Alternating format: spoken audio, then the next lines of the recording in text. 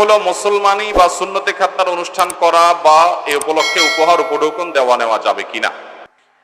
মুসলমানি উপলক্ষে ঘরোয়া কোনো অনুষ্ঠান হতে পারে, এটা মুবাহ পর্যায়ের জিনিস, কিন্তু এটাকে যদি মনে করা হয় শরিয়ার নির্দেশ, এটা খাতনার অংশ সুন্নাত, তাহলে সেক্ষেত্রে এটা ভুল হবে, কারণ এরকম কোনো নির্দেশ নাই।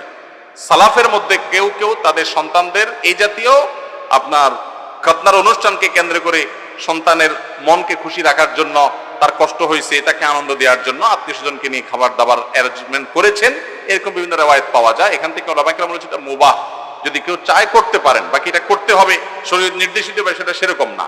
আর এই উপলক্ষে যে উপহার আদান প্রদান করার যে কালচার আমাদের সমাজে প্রচলিত আছে, এটা খুবই জঘন্য একটা কালচার।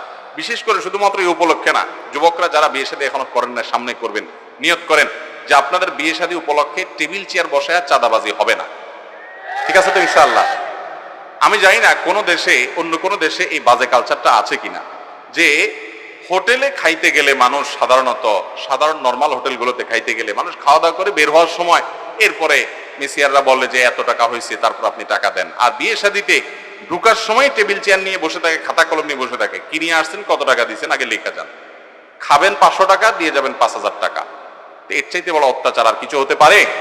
অতএব এই সমস্ত অবিচার আমরা করবো না। বিশেষ করে আকিকার এই যে অনুষ্ঠান, খাতনার অনুষ্ঠান, আমি তো ঢাকা শহরে এরকম ফ্যামিলিও দেখেছি যে তারা রীতিমতো ক্যালকুলেটর আর কাগজ কলম নিয়ে বসছে যোগ বিয়োগ করার জন্য। কি যে টোটাল আমরা এতজন গেস্টকে দাওয়াত দিব, অমুক অমুক ফ্যামিলিকে, কারণ কোন কোন ফ্যামিলি টাকা দিলে পয়সা বেশি পাওয়া যাবে সেই হিসাবে দাওয়াত দেওয়া হয়।